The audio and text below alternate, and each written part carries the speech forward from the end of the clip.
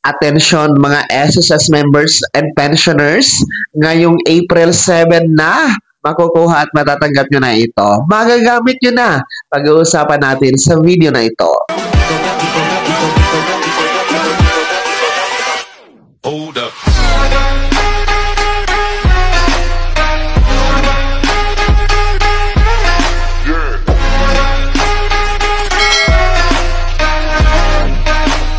Hello mga ka-vlogs, welcome dito sa aking YouTube channel. Magandang araw po sa lahat ng mga manonood. Saan po kayong dako sa mundo? Kumusta mga ka-vlogs? Eto ha, mga miyembro at pensyonado ng SSS, ngayong April 7 na, makukuha at matatanggap nyo na ito. Magagamit nyo na. Mamaya-maya pag-uusapan natin. Pero bago ang lahat, kung bago ka pa lang dito sa aking YouTube channel o di kaya hindi ka pa nakasubscribe, aba i-click nyo muna ang subscribe button na nasa baba. Huwag nyo kalimutan na pindutin ang notification bell. Ilagay nyo po sa all para naman updated ka sa lahat ng mga videos na aking i-upload. So, eto na nga po, no, makinig mga miyembro at pensyonado ng SSS sapagkat ngayong darating na April 7, makukuha at matatanggap nyo na ito at magagamit nyo na ang inyong payment reference number or SSS-PRN sapagkat tuwing ikapitong araw, tuwing buwan, no, every month is schedule po yan ng pag-generate po ng ating payment reference number or PRN. Yan po yung tandaan ninyo. No? Every 7th day of the month, schedule to generate our payment reference number or PRN kay SSS. Eh nga po nagpapaalala si SSS sa pamamagitan ng kanilang Facebook page na kung saan ay binigyan po ng reminder, no, ang ating mga miyembro at pensyonado na mag-generate ng payment reference number or PRN tuwing ikapitong araw ng buwan. So, para saan ba ginagamit itong payment reference number or PRN? Actually, ito po ay ginagamit para po sa pagbabayad ng ating babayarin o utang o loan kay SSS. Gaya po ng pagbabayad ng ating SSS salary loan, calamity loan, restructured loan, emergency loan, educational loan, at iba pang loan natin kay SSS. Gayon din po sa pagbabayad ng ating contribution kay SSS. So, doon po ginagamit ang ating payment reference number or PRN. Sapagkat hindi tayo makapagbayad ng ating babayarin o utang kay SSS kung hindi po tayo mag-present ng ating payment reference number or PRN sa mga counters, no? It's either sa counter or cashier ng SSS branch o di kaya doon sa mga accredited payment partners ni SSS na dideklara, hindi po tinatanggap ang ating mga bayad kung wala tayong mag-generate na payment reference number or PRN. Gaano ba kahalaga itong pag-generate ng payment reference number or PRN, no? Gaano nga ba ito kaimportante para saan o ano ang epekto nito sa atin?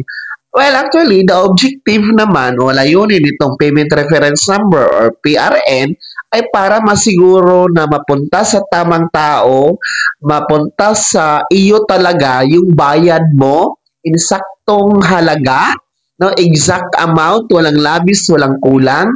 And ang pinakamaganda ay mapopost agad-agad, magre-reflect agad-agad sa inyong my.sss account contribution history o di kaya naman doon sa pag-reflect ng inyong bayad sa loan ninyo sa inyong my.sss account mga ka-vlog. So, real-time posting, tamang tao, tamang halaga, yun po yung purpose, no? Or objective, bakit po nire-required itong payment reference number or PRN. So, saan tayo pwedeng mag-generate ng payment reference number? Ano ang pamamaraan, no? Paano naman kung hindi ako marunong mag-generate ng payment reference number or PRN? No? Magandang tanong yan.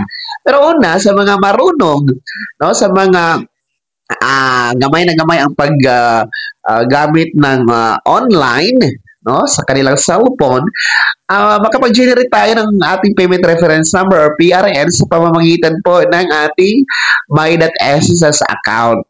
Kaya mahalaga talaga na magkaroon tayo ng ating My.SSS account dahil dyan na talaga lahat nangyayari ang transaksyon sa SSS. Online na po. In short, hindi mo na kailangang punta sa mga branches ni SSS nationwide.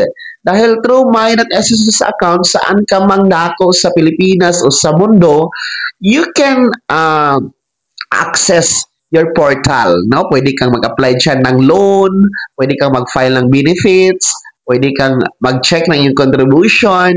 Gayon na din po, pwede ka dyan mag-generate ng iyong payment reference number or PRN. So, i-open nyo lang ang inyong My.SSS account portal or member login portal. Tapos punta kayo sa services, meron doon generate PRN or payment reference number. Tapos i-click nyo po yun, mag-a-appear po yung inyong PRN number and then i-screenshot nyo po o di kaya ilista nyo. Yun po yung ipapakita nyo sa cashier or teller, sa counter kung kayo ay magbabayad ng inyong contribution or loan kay SSS. Well, dito tayo sa paano kung hindi nga marunong.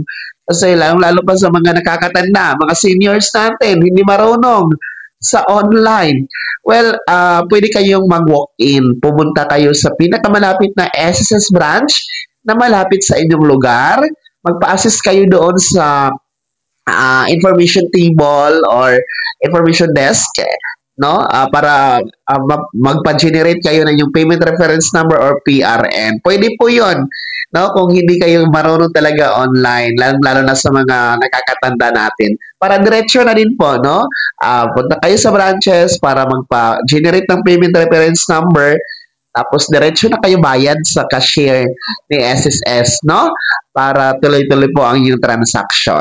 So yan po ha, huwag kalimutan talaga na mag-generate ng payment reference number para po sa pagbabayad ng ating contribution o di kaya SSS salary loan, calamity loan, restructured loan, emergency loan, educational loan at iba pang klase na loan benefits ng SSS, no? Tandaan po, ang pag-generate ng payment reference number ay every 7th day of the month. Kaya ngayong April 7, araw ng Lunes, tandaan nyo po yan, abangan nyo po, matatanggap nyo na, magagamit nyo na ang inyong payment reference number or PRN. Kaya naman, mga miyembro at pensyonado ng SSS, ano po yung komento at reaction sa balitang ito? Well, anyway, gusto kong itanong sa inyo, kumusta po ang pag-generate ninyo ng payment reference number or PRN? Madali lang po ba o mahirap? No? Oo, hindi. Madali o mahirap? I-komento nyo po sa comment section na nasa baba. Pakilakip ng buong pangalan at kung taga saan kayo. Bago ako magtapos sa video na to, kung gusto niyo po sumuporta sa aking YouTube channel, maaari niyo pong i-click ang ating support text button na nasa baba. Sa mga gusto maging miyembro, pwede po i-click yung ating join button. Maraming perks dyan mga ka-vlogs. Be my member now. Sana'y naging gabay ang video na to kahit paano na pag-uusapan natin ang mga mahalagang bagay-bagay na may kinalaman sa pagiging miyembro, benepisyaryo at pensyonado sa SSS. Kung hindi ka pa nakasubscribe dito sa aking YouTube channel, maaari nyo nang i-click natin subscribe button na nasa baba. Huwag nyo kalimutan na pindutin ang notification bell, ilagay niyo po sa all para naman updated ka sa lahat ng mga videos na aking upload. Maaari nyo nang i-like ang video na to at kung meron ka pang mga katanungan, maaari nyo i-komento sa comment section na nasa baba. Maki-follow na din po ang aking official Facebook page na nasa screen nyo. Muli po, ako si Daniel Timpawan na nagsasabing dito sa aking YouTube channel, Pawang Katotohanan at lahat, totoo lamang.